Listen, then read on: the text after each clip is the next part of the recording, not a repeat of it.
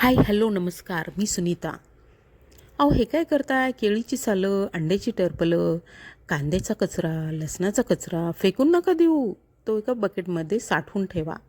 एक 8-15 दिवसाचा हा कचरा साठवून ठेवा आणि या कचऱ्यामध्ये पाणी टाका. अर्धा बकेट पाणी टाका, पाण्यामध्ये भिजत ठेवा. 2 दिवस हा भिजत ठेवा, झाकून ठेवा आणि पहा किती मस्त फर्टिलायझर तयार होतं आपल्या झाडांसाठी.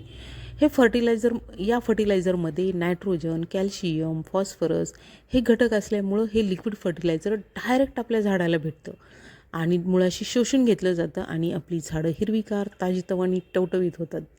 आणि फुलांच्या झाडांना फुलं भरपूर लागतात, फळांच्या झाडांना फळं भरपूर लागतात. म्हणजे हे लिक्विड फर्टिलायझर करणं इतकं सोपं आहे की दररोज खाल्लेल्या गोष्टी आपण जमा करायच्या बकेटमध्ये, पाणी टाकायचं, 2 दिवस ठेवायचं, गाळून घ्यायचं, झाडाला घालायचं. हे गाळल्यानंतरचा कचरासुद्धा आपण यूज करू शकतो. हा गाळलेला कचरासुद्धा आपण मातीमध्ये टाकून डिकंपोज करून यापासून कंपोस्ट खत बनवू शकतो. तर एवढं सोप्पं घरच्या घरी सगळे खतं लिक्विड फर्टिलायझर, कंपोस्ट खत हे सगळं आपण घरी बनवू शकतो. तर मग कशाला बाहेरून विकत आणायचे पैसे खर्च करून?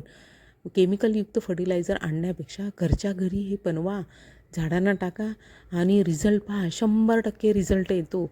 मी डेली हे यूज करते. एक 15 दिवसाला, महिन्याला तुम्ही हे लिक्विड फर्टिलायझर बनवून आपल्या झाडांना टाकू शकता. झाडं एकदम छान होतात. एकदा ट्राय तर करून बघा.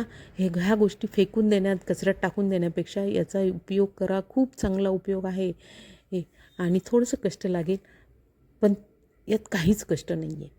तुम्ही झाडासाठी तर नक्की एवढं करू शकता आणि झाडं चांगली दिसल्यानंतर तुम्हालाच वाटेल की खूप सोपं आहे. आणि तुम्हाला व्हिडिओ आवडला तर लाईक, शेअर आणि सबस्क्राईब करा. Okay, bye bye. Bye bye. चॅनलला सबस्क्राईब करा आणि कमेंट करा.